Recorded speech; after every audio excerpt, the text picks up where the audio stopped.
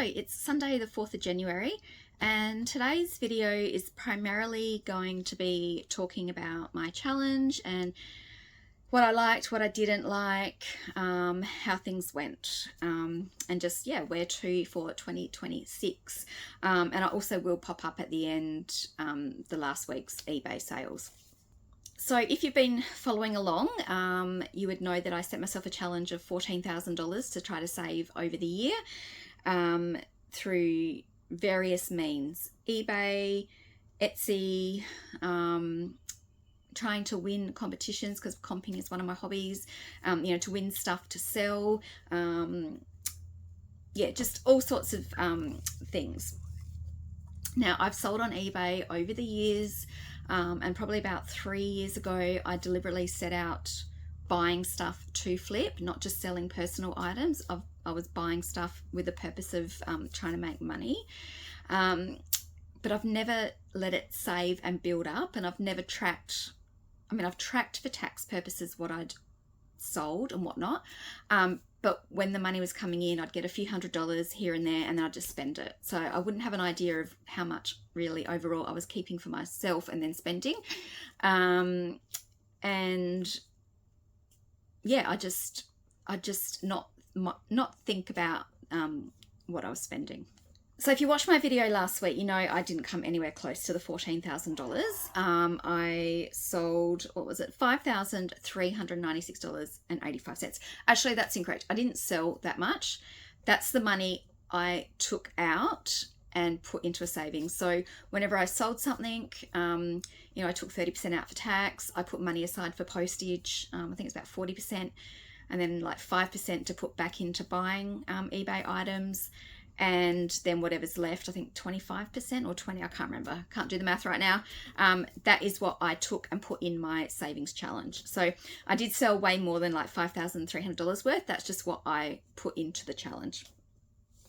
So rather than focusing on the fact I didn't make the goal, as I said at the beginning, just gonna break down what I think worked, what didn't work, and the challenges of my challenge. So as I said, I was trying to do things through eBay, Etsy, Perkle surveys, winning things, trying to win gift cards so that I could take that gift card money, use it for groceries, and then take that grocery budget money and put it into my challenge. Did I do all of that? No, I didn't. I started the year off strong, particularly when I was on holidays, or when I quit my job and I had a few weeks break. I was really going hard on everything, but that just wasn't sustainable. So definitely comping fell away. The Perkle surveys, I can't even remember the last time I did one. I only had $50 by the end of last year, and I have put in a request to redeem that for a Woolies gift card. So I'm waiting for them to come back to holidays and get that email to me. And a lot of my time was really taken up with job hunting, because that was a priority, like trying to find work, whether it be a short-term contract or putting in applications for longer contracts. A lot of my time was spent doing that, and then trying to do the eBay, get listings, the whole list every day. So the other stuff like comping and that, which I actually really love, fell away. If I'd entered more competitions or done more surveys, would I have ended up with more?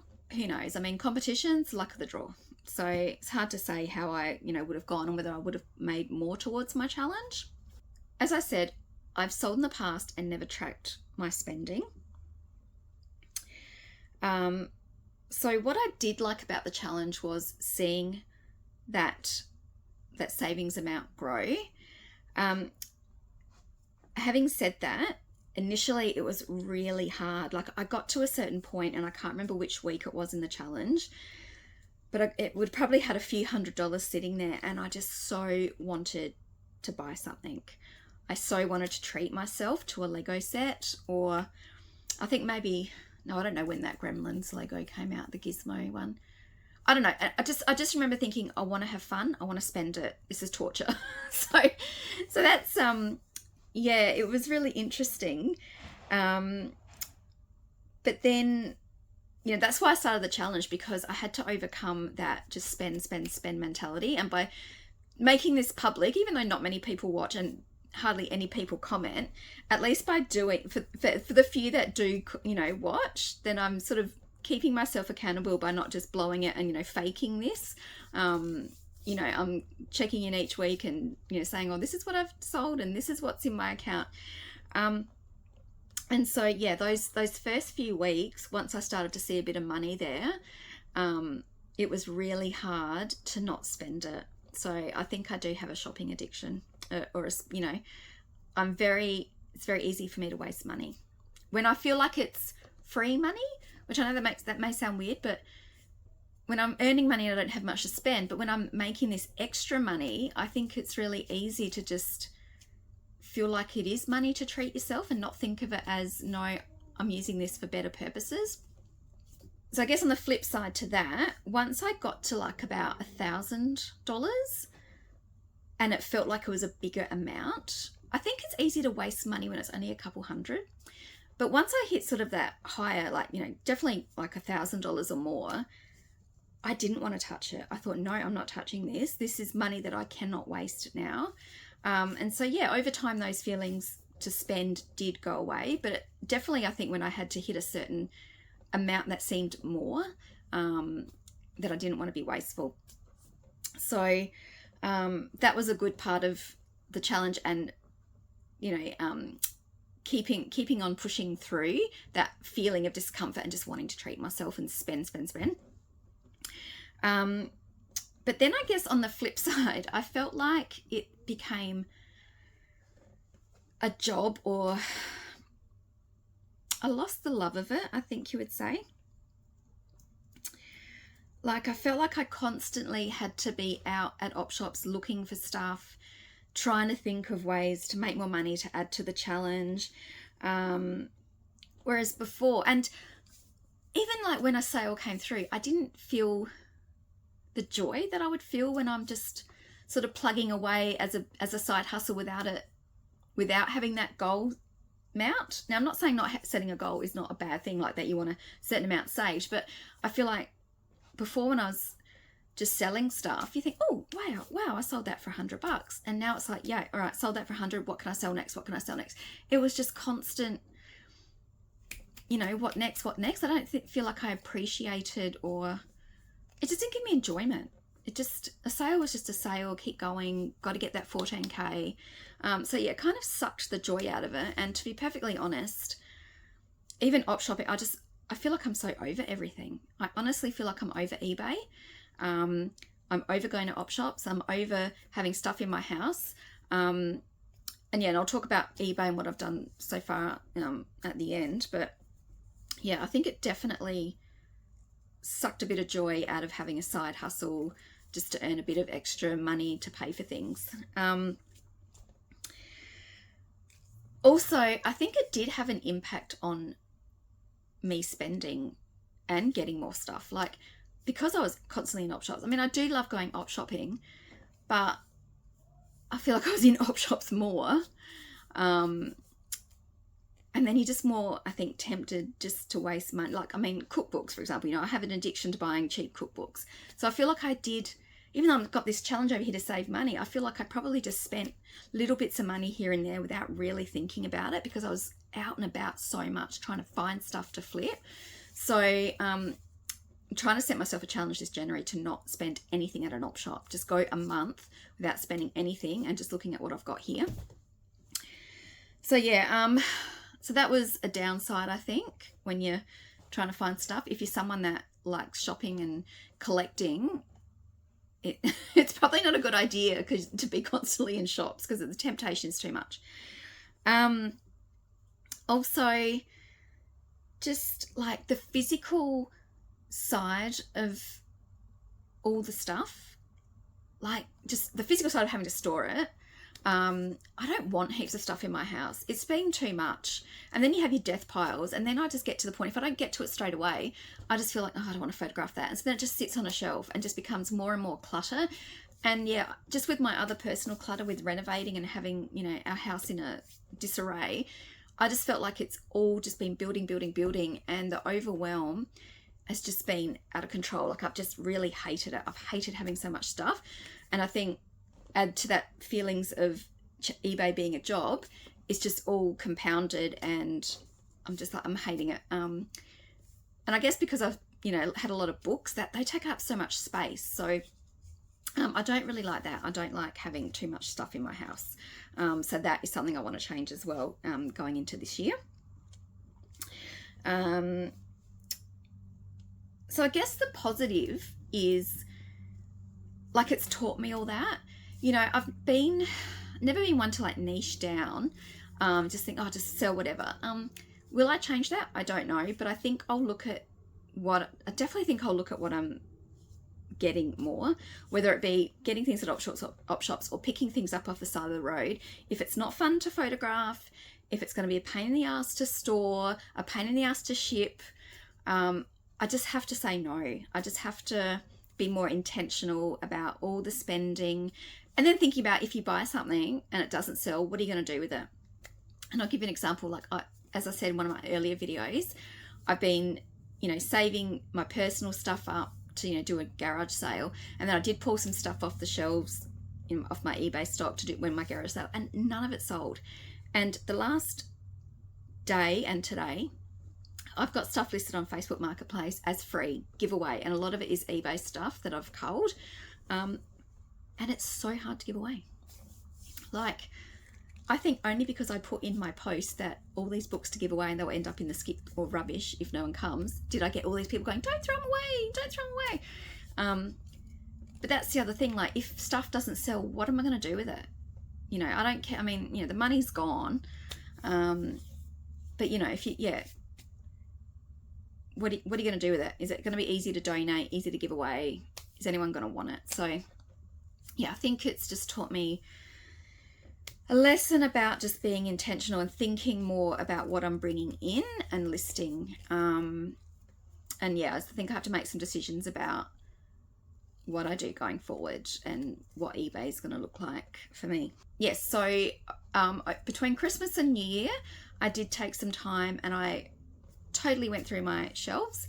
I have dropped my listings from about close to 500. I think I've only got 280 now. A lot of it was books. I've pulled so many books out.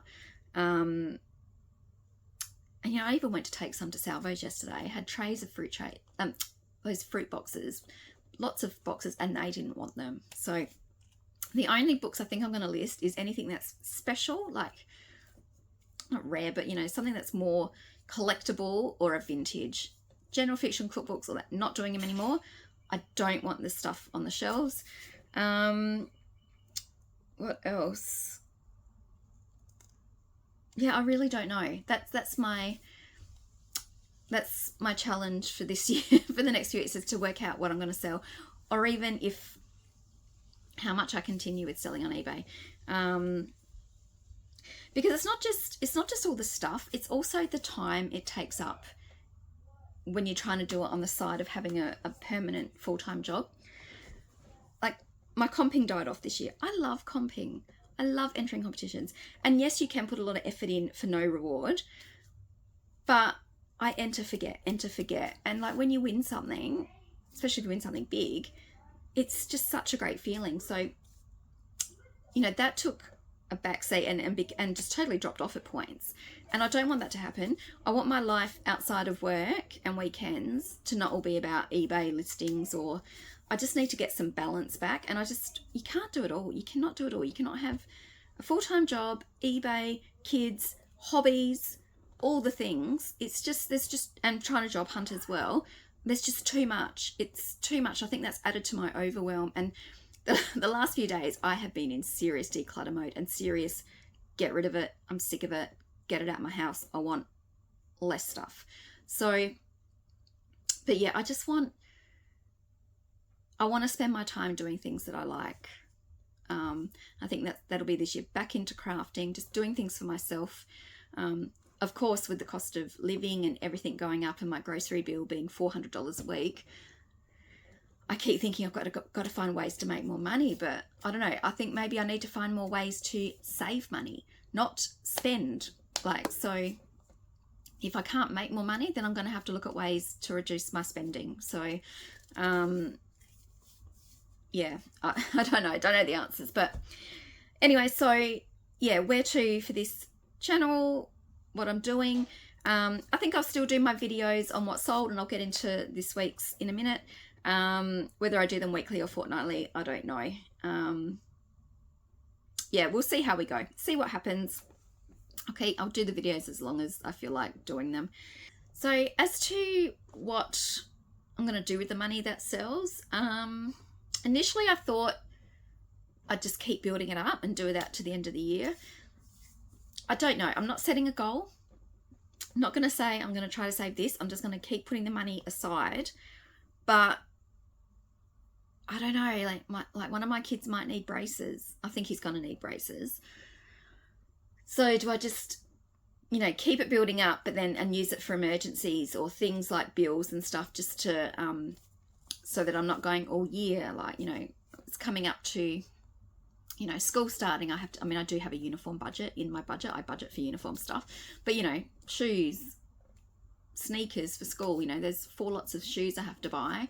So there's at least, not even like, you know, 500 minimum that I have to buy. So things like that. So I don't know if I'm just gonna, yeah, keep it building up and wait until the end of the year, or maybe review it every quarter. Who knows? But at the moment, I am building it up.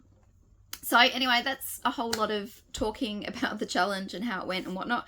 So let's get into what I sold over the last week on eBay. So 28th of December to 30 January, $226.10, $64.46 in fees, leaving $161.64.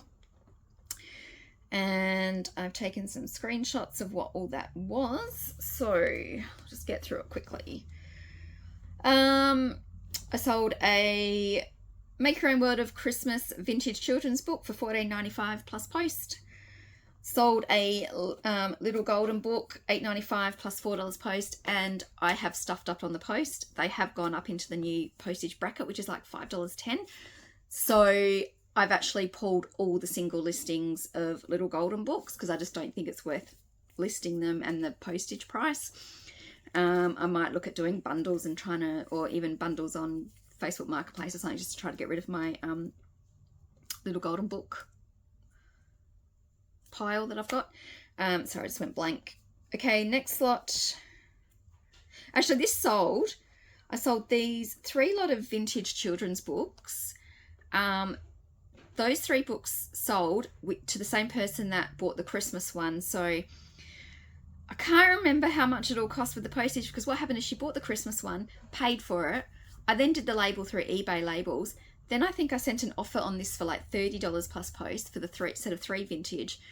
She bought it, and then I'm like, so I refunded the postage label.